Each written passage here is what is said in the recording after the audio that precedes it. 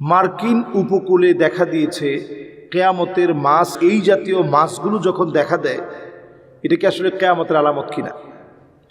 মার্কিন উপকূলে যেটা দেখা দিয়েছে যে একটা বড় ধরনের আরফিশ, যেটাকে কেয়ামতের মাস বলে। অনেক সময় দেখা গিয়েছে যে এই আরফিশ দেখা যাওয়ার পরেই বড় বড় ধরনের বিপদ আসছে।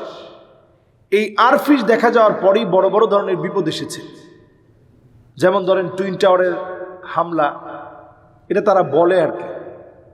এরপরে সুনামি, এগুলো সব দেখা দিয়েছে বিভিন্ন উপকূলে।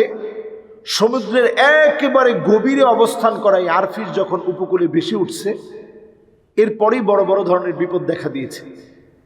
তা আসলে এটা কি মানুষ এখন ধারণা করে নিয়েছে যে এটা কিয়ামতের মাস। এই আরফিশকে কিয়ামতের মাস বলে সব ক্ষতির কারণ বলে মনে করা, অথবা মনে করা যে এই মাসটা দেখা দিলেই এরপরে বড় বড় ধরনের বিপদ আসবে, এটা আসলে ঠিক কিনা? এটা চরম একটা ভুল ধারণা আমাদের। কারণ এই সৃষ্টির ভিতরে এমন কিছুই নেই যে আল্লাহ তাআলা এটাকে ক্ষতির কারণ হিসাবে আল্লাহ তাআলা তৈরি করেছেন। আল্লাহ তাআলা সব আমার আপনার জন্য বানিয়েছেন। সামান্য একটা তেলাপোকা থেকে শুরু করে আপনি পিপিলিকা পর্যন্ত যদি আপনি ভাবেন, সব আল্লাহ তাআলা আমার জন্যই বানিয়েছেন।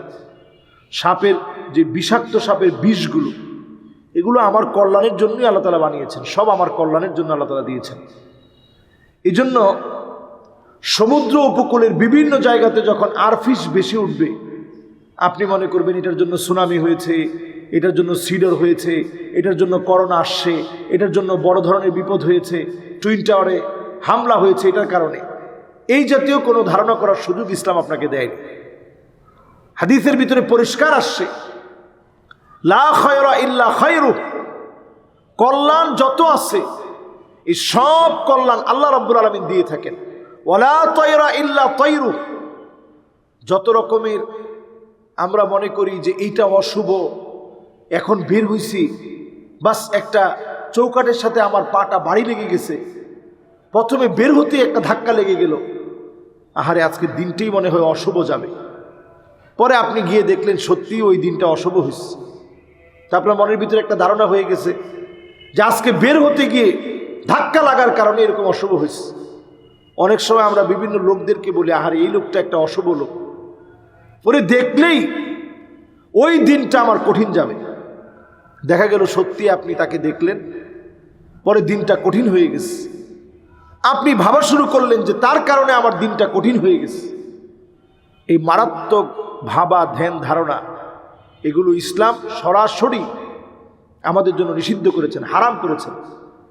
এটা কিন্তু বড় ধরনের একটা গুনাহের কাজ। ধারণা প্রসূত হয়ে মনে করা যে এটার কারণে এটা হয়েছে, এটার কারণে এটা হয়েছে। এবং আমরা অনেক সময় বলি লাউ লাউ, মানে যদি, ইন্না কালিমাতা লাউ তুফতাহু বাবু শায়তান। যত আপনি মনে করবেন যে এটার কারণে এটা হয়েছে, এটার কারণে এটা হয়েছে, এগুলা যত বেশি মনে করবেন, এগুলো শয়তানের দরজা খুলে দিবে।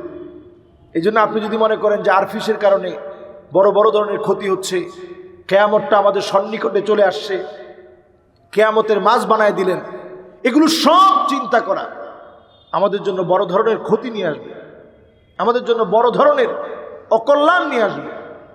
বরং যখন কোনো বালা মুসিবতে পড়বেন, আপনি পড়ে ফেলেন ইন্না লিল্লাহি ওয়া ইন্না ইলাইহি রাজিউন, এরপরে সবর করেন, এরপরে আল্লাহর প্রশংসা আদায় করেন।